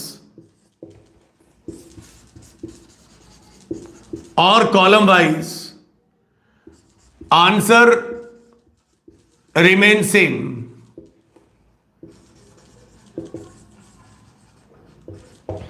चाहे आप रो वाइज ओपन करें और चाहे आप कॉलम वाइज ओपन करें, आंसर पे कोई फर्क नहीं पड़ेगा, आंसर पे कोई फर्क नहीं पड़ेगा। अच्छा, एक और यहां पे शॉर्ट ट्रिक है जो सारस रूल बोलते हैं, वो भी बता देता हूं। अच्छा, पहले तो इसी को लिख लेते हैं यार, पहले तो इसी को लिख लेते हैं। तो इसको तो लिखना आपको आता ही है। अगर हमारे पास ये है A1 A2 A3, B1 B2 B3, C1 C2 C3, इसे हम लोग कैसे करेंगे भाई? पहले A1 को पकड़ लिया, आ जाओ भाई बाहर। A1 यहां डिटरमिनेंट लाए, ये गया ये गया ये गया, ध्यान दीजिए, ये गया ये गया। तो यहां पर माइनर लिख रहे हैं, माइनर लिख रहे हैं, तो यहां पर कितना आएगा बोलिए ना? B2 B3 C2 C3। फिर A2 को लिखेंगे तो माइनस का A2, फिर A2 को कैसे लिखेंगे? ये गया ये गया, तो B1 B3 और ये आएगा C1 C3 प्लस आएगा A3, ये गया तो B1 B2 और ये C1 C2 डिटरमिनेंट। ये 2/2 का, इसे तो आपको बहुत आसानी से सॉल्व करना आता है। तो ये A1 आया, इसे लिखेंगे B2 C3 minus C2 B3 minus A2 B1 C3 minus C1 B3 plus A3 B1 C2 minus C1 B2। ये आप लोगों ने डिटरमिनेंट सॉल्व करना सीखा है।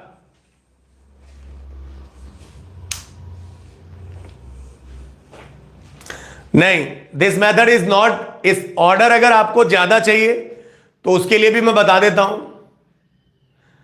हां बिल्कुल, सेकंड कॉलम से भी निकाल सकते हैं। नहीं, 3/3 से ऊपर का तो नहीं पढ़ना है, ठीक है ना। 3/3 से ऊपर का नहीं पढ़ना है।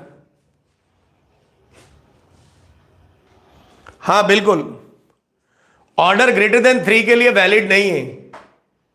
और जो सारस रूल बता रहा हूं वो भी ऑर्डर ग्रेटर देन 3 के लिए वैलिड नहीं है। अभी एक सारस रूल बताऊंगा, वो भी ऑर्डर ग्रेटर देन 3 के लिए वैलिड नहीं है। तो सारस रूल भी ऑर्डर ग्रेटर देन 3 के लिए वैलिड नहीं होगा। हां, एन एलिमेंट के लिए क्या करेगा भाई, पढ़ के पहले 3 के लिए ही पढ़ ले यार। लिख देता हूं, एन एलिमेंट के लिए भी बता देता हूं, इतने टेंशन मत लो, पहले ये समझ लो। हां, ऐसा मत सोचिए कि मास्टर को नहीं आता एन एलिमेंट के लिए, वो भी मैं बता दूंगा आपको, घबराइए नहीं, ठीक है ना। हां, लेकिन हमें पहले पारंगत होना पड़ेगा 3 के लिए, 3/3 के लिए, ठीक है। अगर उसी में झोल है तो एन तो गया तेल लेने, तो पहले आप 3/3 का पढ़ लो और उसके अंदर थोड़े महारथी बन जाओ, फिर एन का भी पढ़ा देंगे। कॉलम गलती लिखा है, कहां है कॉलम गलती लिखा है।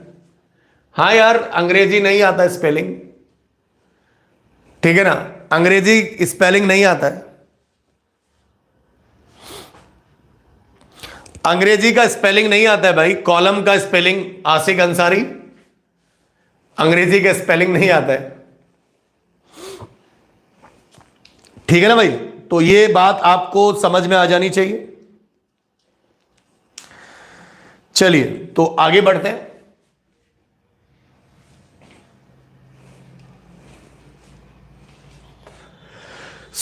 इस प्रकार से हम लोग इवैल्यूएशन कर सकते हैं।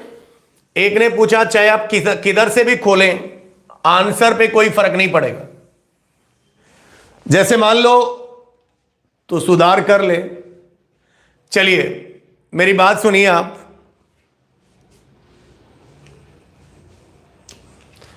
मैंने क्या कहा भाई, डेल्टा बराबर, यहां पे फिर से लिखा मैंने A11 A12। अच्छा एक न्यूमेरिकल ले लेते हैं, 1 3 2 5 1 -2 2 3 1। इस डिटरमिनेंट को सॉल्व करते हैं। तो भैया आपको पहली बात तो एक साइन कन्वेंशन पता होना चाहिए, जो हम लोग कोफैक्टर और माइनर से निकालते हैं। तो देखिए मैं इसके बराबर इसका साइन कन्वेंशन लिख देता हूं, प्लस, अच्छा या माइनस ले लेते हैं, प्लस माइनस प्लस, फिर minus plus minus plus minus plus, ठीक है ना। जहां से शुरुआत करी वहीं पर आगे खड़े हो गए।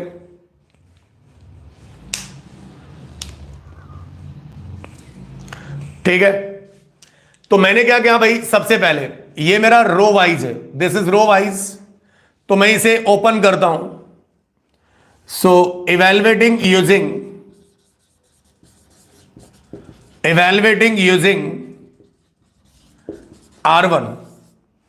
R1 के अक्रॉस मैं इवैल्यूएट कर रहा हूं, तो मैंने 1 को बाहर ले लिया, प्लस ही है, ये गया, तो डायरेक्ट सॉल्व करेंगे।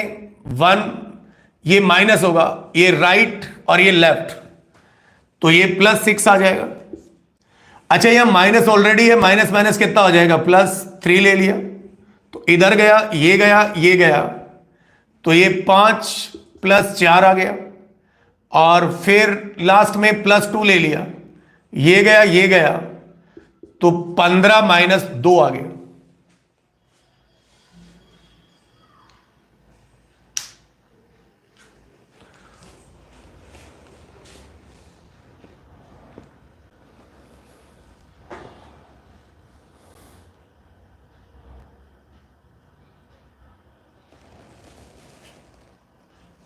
ठीक है, तो यहां से ये दे देगा डेल्टा, दिस इज 7, 5 4 9, 9 3 27 और 15 में 2 गया, ये 26 आ गया। ठीक लिखा गया भाई? ठीक है, बहुत सारे बच्चों का आंसर गलत आया। कैसे? ये 27 और ये कितना हो गया भाई? 30, 34, तो 26 प्लस 34 आ गया 0, और ये 60 आ रहा है क्या? 60 आ रहा है। ठीक है, 60 आ रहा है, 60 आ रहा है। बहुत बच्चों का डिटर्मिनेंट का आंसर गलत आता है, मतलब उल्टा सीधा आंसर देते हैं बच्चे, कुछ भी लिख देते हैं।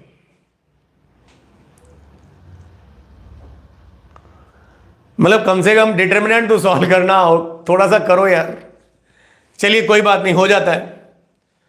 अच्छा, अगर मान लो आप इधर से खोलना चाहते हैं तो इधर से भी खोल दो। इवैल्यूएटिंग यूजिंग,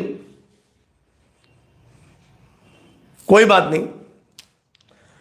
तो मैंने यहां लिखा यूजिंग C2, C2 के अक्रॉस ओपन किया तो इसे पकड़ लिया, तो ये माइनस माइनस पहले क्या हो जाएगा भाई? माइनस माइनस कितना हो जाएगा? +3। ये गया, ये गया, ये गया, ये गया, तो इधर देगा 5 + 4, फिर C2 में फिर अगला लेंगे +1, तो ये गया, ये गया, ये गया, ये गया, ये गया, तो 1 - 4, और फिर ले लिया -3, फिर ले लिया -3, तो ये गया, ये गया, तो इधर रहेगा -2 -10, तो ये कितना देगा भाई? यहां से 5 4 9, 9 3 27 -3 और 10 2 12, 12 3 36, तो ये कितना हो गया भाई? 36 और 27 कितना हो गया? What is this value student?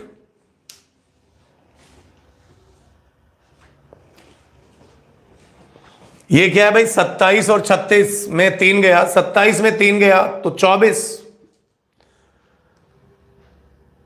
24 और ये 36, तो फिर से ये 60 आ गया। तो दोनों तरफ से आंसर सेम है, सेम आंसर है। तो ये बात जस्टिफाई हो गई कि आप किधर से भी ओपन करिए डिटर्मिनेंट को, आइदर रो वाइज और column wise, answer remain same, answer remain same, answer remain same.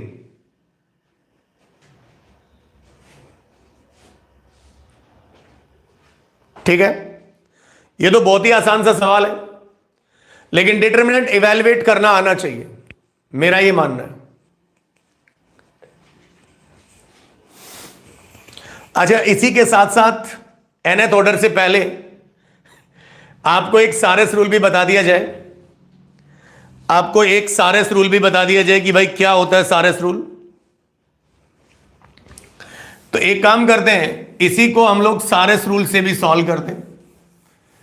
इसी रूल बाद में बता देंगे, रूल बाद में बता दिया जाएगा, पहले बता दिया जाए सारस रूल। तो अल्टरनेट मेथड, ये एग्जांपल ये समझिए आप, यूजिंग सारस रूल, SARR सारस रूल, यूजिंग सारस रूल। एक फ्रेंच साइंटिस्ट थे, टाइम हो गया तो तुम घर निकल लो, ठीक है? अमन कुमार अर्जुन, घर निकल लो, तुम घर निकलो बेटा, तुम्हारे बस की बात नहीं है, और यहां पे लपड़बाजी मत करो। तुम्हारे जैसे डेली आते मेरे पास, निकल लो बहुत जल्दी। बहुत देर से मैं तुम्हें एंटरटेन कर रहा था, मैं तुम्हारी बात को सीरियस ले रहा था, लेकिन मैं अब समझ गया। हाँ Kundan Kumar, good evening, time हो गया तो आप निकल लो, जाओ घर जाओ आप। या इंटरनेट बंद कर दो, तुम्हारा डाटा खराब हो रहा है। 15 मिनट में नेट खराब हो गया तो मस्त रहो यार, इतने दुखी क्यों हो? तो मैंने कहा कि भाई सारस रूल क्या है, तो सारस रूल को क्या है जरा ये समझिए आप, ध्यान दीजिए। ये मेरा डिटरमिनेंट था, तो मैं यहीं पे लिखता हूं, इसी को थोड़ा और आगे बढ़ा दिया मैंने। सब बच्चा ध्यान से समझिएगा क्या लिख रहा हूं प्रोसेस। ये शुरू के 2 कॉलम यहां उतार दो, ये ओरिजिनल अपनी जगह है, इसी के ये दोनों आगे यहां पे रिपीट करा दो। तो ये 1 -3 5 1 2 3 63 आ रहा है। ऐसा कैसे हो गया? ऐसा तो नहीं होना चाहिए अजीत कुमार। अच्छा ठीक है, देखिए ध्यान से। अब सारस रूल क्या कहता है, सबसे पहले 3-3 के सेट बनाइए। यहां से शुरुआत किया, दिस पहला सेट, दूसरा सेट, तीसरा सेट। ये सारे डाउनवर्ड एरो को पॉजिटिव लेना है मल्टीप्लाई करके।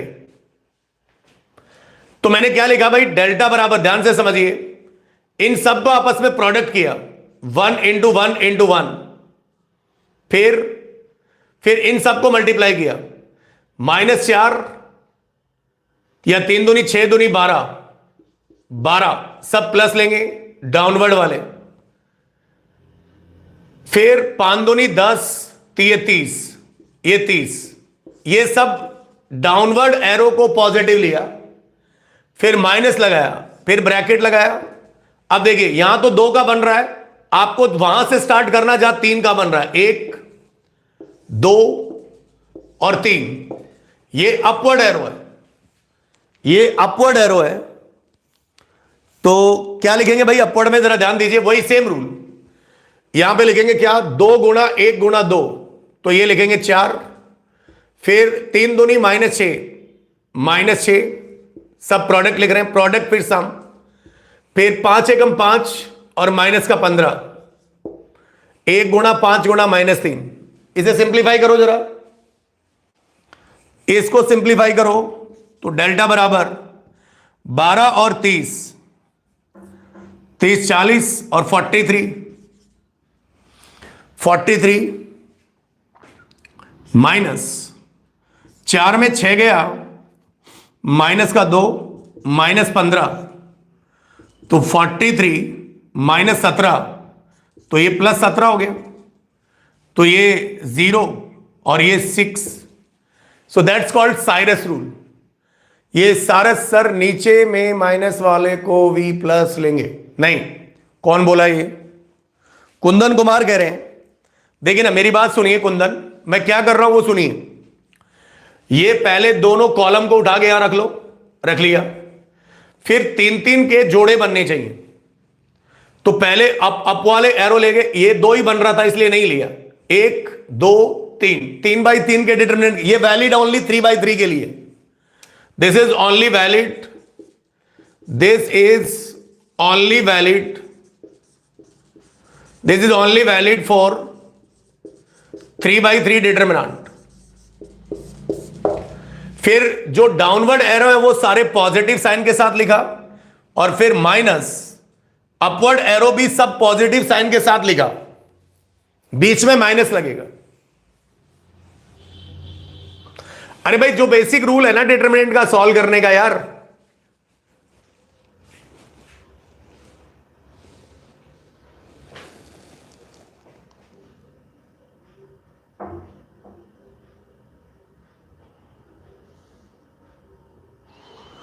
बोर्ड में वैलिड नहीं है ये मेथड।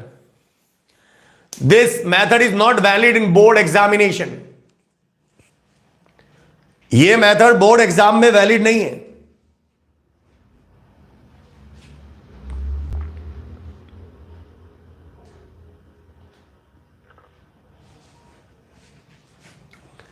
हाँ भाई 4+ में लेंगे यार, कौन सा 4 की बात कर रहे हैं? ये अपवर्ड वाला हो गया ना, ये सारे के आगे माइनस लगा लिया ना, आप ये समझिए माइनस कॉमन ले लिया।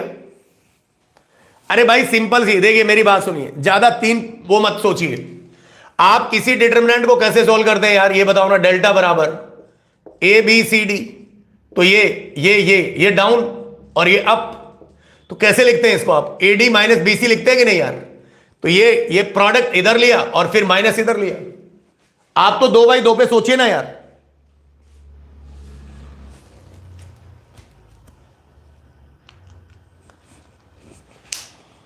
आप तो 2/2 में लगाइए। ये 2/2 का रूल क्या है? पहले डाउनवर्ड एरो और फिर माइनस अपवर्ड एरो। आप यही तो काम कर देना 2/2 डिटरमिनेंट में। जब उसकी वैल्यू निकालते हैं तो ये क्या, डाउन, और फिर ऊपर वाला जाता तो नेगेटिव।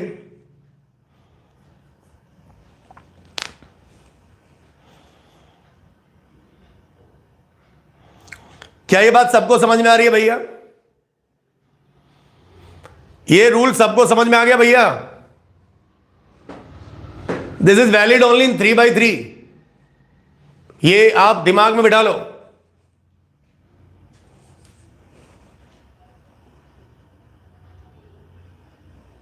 शुरू के 2 लेना है,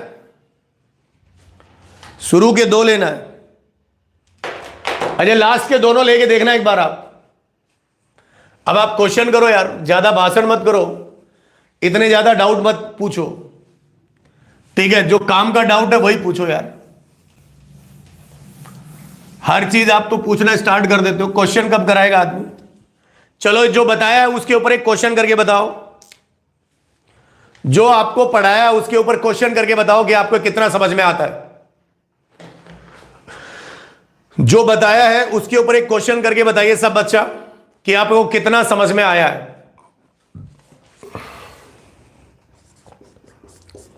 लेट ई की पावर आयोटा थीटा बराबर cos theta plus iota sine theta, या फिर CIS ऐसे भी लिखते हैं इसको।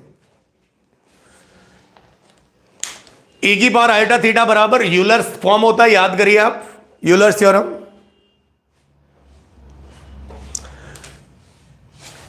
यदि ऐसा है then find the value of the determinant 1 e की पावर आयोटा π/3। कौन आंसर सबसे पहले देगा? ध्यान दीजिए, -π/3, 1 e की पावर आयोटा 2 π/3, e की पावर माइनस आयोटा π/4, e की पावर माइनस आयोटा 2 π/3, 1। इसका वैल्यू बताइए, कौन स्टूडेंट सबसे पहले आंसर देगा?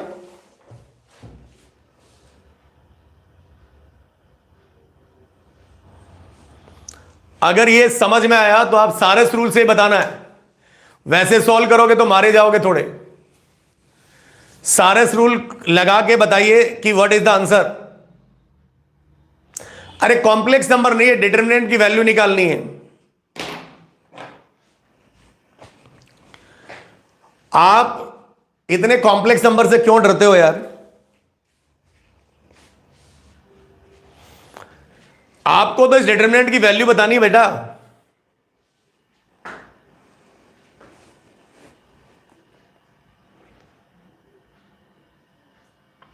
देखिए कौन बताएगा आंसर? कोई बताएगा आंसर? अभी मतलब किसी का आंसर नहीं आया। अच्छा देखिए क्या करेंगे, वो तरीका मैंने बताया, इसको आगे बढ़ा दो, इन दोनों को उठा के यहां छापो। 1 e की पावर आयोटा π/3, e की पावर माइनस आयोटा π/3, 1 e की पावर माइनस आयोटा π/4, e की पावर माइनस आयोटा 2 π/3। ठीक है ना? हाँ, 0 नहीं आएगा नितेश बाबू। 0 आंसर नहीं आएगा, तुमने तुक्का मारा है। आपने तुक्का मार दिया बेटा। देखो भाई अब क्या करोगे जरा ध्यान दीजिए। ये गया, ये गया, ये गया, पहले तो इनको लिखो यार। तो क्या लिखोगे जरा फटाफट लिखो। देखो इधर गए आप, सारे अप वाले लिखे, ये अप वाले हो गए। अच्छा पहले डाउन वाले लिख लो, डाउन वाले लिख लो पहले। डाउन वाले ये और ये, तो डाउन वाले हम लोग हमेशा पॉजिटिव लिखते हैं। यस तुक्का, मुझे पता था। बच्चा जब सर ऑफलाइन कब से चालू होगा, बेटा मुझे भी नहीं पता, चालू हो तो बता देना, मैं भी क्लास लेने आ जाऊंगा, ठीक है ना। हाँ, बहुत दिन हो गए स्टूडेंट से मिले हुए, बहुत दिन हो गए, मेरा भी बहुत मन कर रहा है। मेरे पास कोई इंफॉर्मेशन नहीं है, अगर आपके पास हो तो मुझे जरूर बताइएगा। राइट, क्या करेंगे भाई साहब, सबसे पहले कौन सा लिखोगे, डाउन, तो डाउन वाले पॉजिटिव के साथ लिखेंगे, 1 इंटू 1 इंटू 1, 1 प्लस, उसके बाद आ जाओ दिस दिस दिस, तो डायरेक्ट ई में जोड़ो ना, iota, pi by 3, pi by 3, 2 pi by 3 minus pi by 4 plus, इधर भी जोड़ो ई की power iota, pi by 4 minus pi by 3 minus 2 pi by 3, ये सब प्लस के साथ जुड़े, सब में माइनस कॉमन ले लो इधर से। अब अप वाले लिखो, अब अप वाले लिखो।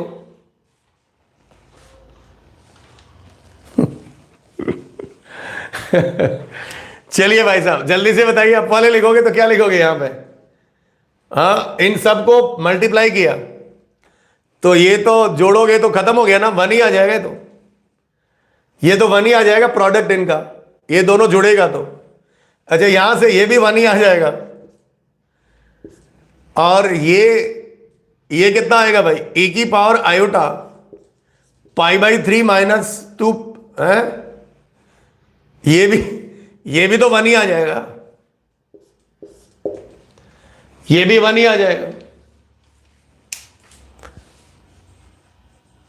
शिवम आनंद को पता है भाई, 30 नवंबर बता रहा है।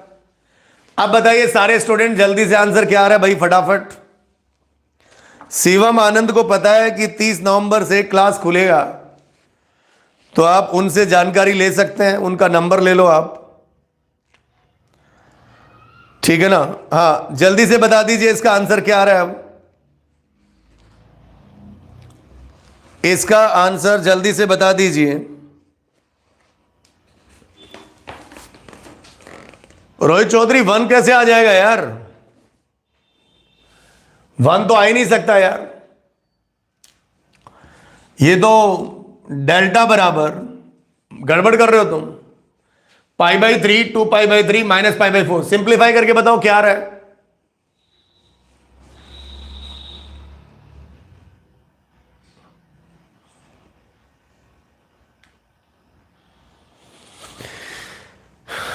ये पाई बाई 3 60, कैलकुलेट कर लो ना यार, pi by 3 plus 2 pi by 3, और फिर ये कितना बन रहा टोटल, ये तो पाई बन गया, pi minus pi by 4, 3 pi by 4 बनेगा ये, तो 1 प्लस ई की पावर आयोटा 3 पाई बाई 4। अच्छा, ये क्या बनेगा भाई, माइनस पाई बाई 3 माइनस, तो ये माइनस पाई, तो ये minus pi, pi by 4 minus pi कितना, माइनस 3 पाई बाई 4, तो गया भाई, ए की power minus iota 3 pi by 4 minus 3। अच्छा, कॉम्प्लेक्स नंबर अगर आपको आती है, आयोटा सॉल्व हो जाएगा बच्चा। ये नवनीत का अच्छा आंसर है, सही है, नवनीत का आंसर सही है। ये देखो ध्यान से, याद करो कुर्बानी जो आपने कॉम्प्लेक्स नंबर में थोड़ी बहुत दी थी, ई की पावर आयोटा थीटा प्लस ई की पावर माइनस आयोटा थीटा बराबर 2 कॉस थीटा होता है। ई की पावर आयोटा थीटा प्लस ई की पावर माइनस आयोटा थीटा बराबर, नवनीत का आंसर करेक्ट है। तो एक में 3 गया, माइनस का 2 आ गया, ये वाला, और ये वाले में वो लगा दिया, तो plus 2 cos theta, theta is 3 pi by 4। Cos 135 degree का वैल्यू कितना होता है भाई, √2 होता है क्या, ना माइनस 1 बाई √2, तो ये -2 माइनस √2 आंसर आ गया आपका, -2 माइनस √2 आंसर। साक्षी आपका आंसर गलत है, साक्षी आपका आंसर गलत है, -2 minus √2 is a right answer.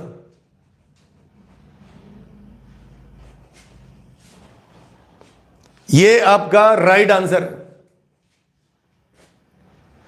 चलिए बताइए, तो इसका मतलब ये हो गया कि ये कितने बच्चों को समझ में आ गया पूरा प्रोसेस?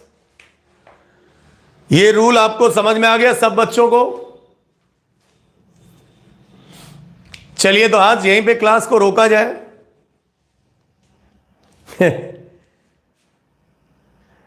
नहीं, क्लास आज इतना ही करेंगे, बाकी अगली क्लास में देखेंगे।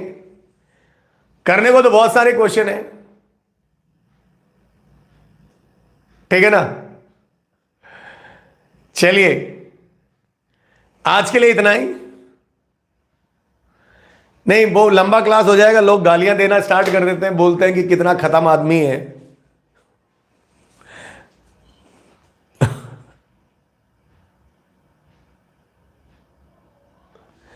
मॉर्निंग में याद रखिएगा, कल मॉर्निंग में स्टार्ट होगा भाई फंक्शन। अब फंक्शन में कुछ भी स्टार्ट कर सकता हूं मैं सेट भी स्टार्ट कर सकता हूं, मैं रिलेशन भी स्टार्ट कर सकता हूं। मुझे जो अच्छा लगेगा वही स्टार्ट कर दूंगा, जो मन करेगा पेन लिखा जाएगा वही लिख देंगे। चलिए धन्यवाद क्लास करने के लिए। आप लोगों को धन्यवाद देना बहुत जरूरी है। ये जो लेक्चर है, मेरी बात सुनिए आप, ये जितने भी आपके जानने वाले हैं, चाहने वाले हैं, जो बच्चे 12th में हैं, जो बच्चे आईटी की तैयारी कर रहे हैं,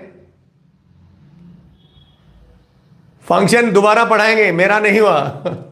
शिवम आनंद यार बहुत टेंशन में हुआ, ऐसा लग रहा है हमें।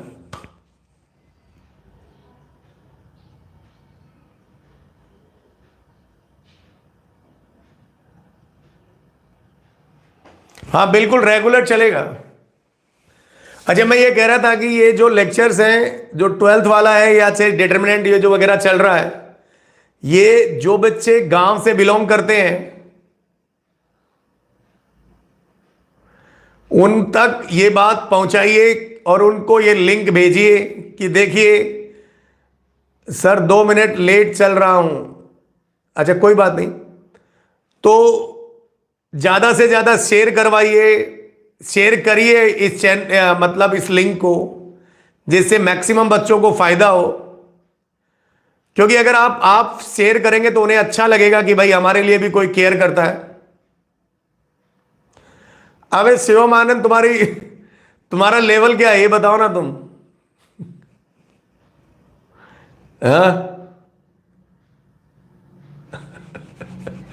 थंबनेल एडवांस का ही लगाएंगे, ठीक है? चलिए एडवांस करेंगे, ठीक है ना? टाइमिंग सर 8 बजे कल मॉर्निंग। संडे है फिर भी क्लास है, कल संडे है फिर भी क्लास है।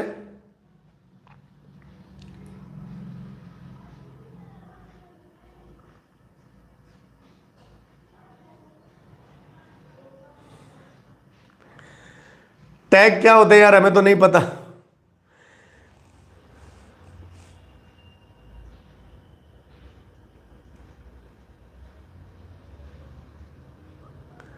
सारे चैप्टर चलेंगे भाई शुरू से। चलिए धन्यवाद। उसके बाद मैंने आपको आज मॉर्निंग में बताया था क्या करना है।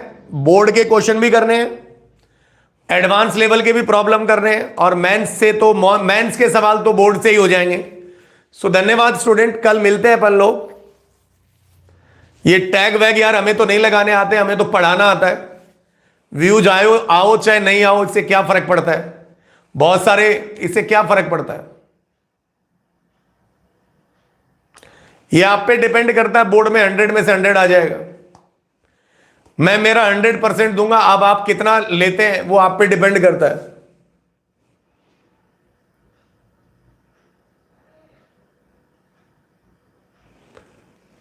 चलिए आप सुपक हमें फोन करके बताना, आपके पास नंबर है। अनीशा कुमारी 8 बजे morning on my channel Surendra Chaudhary, ठीक है? और भी कोई डाउट है आपको?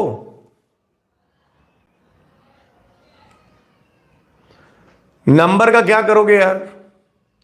मेरा चैनल सब्सक्राइब कर लो, बेल आइकन बजा लो, बेल आइकन को दबा दो, आपको नोटिफिकेशन मिलता रहेगा,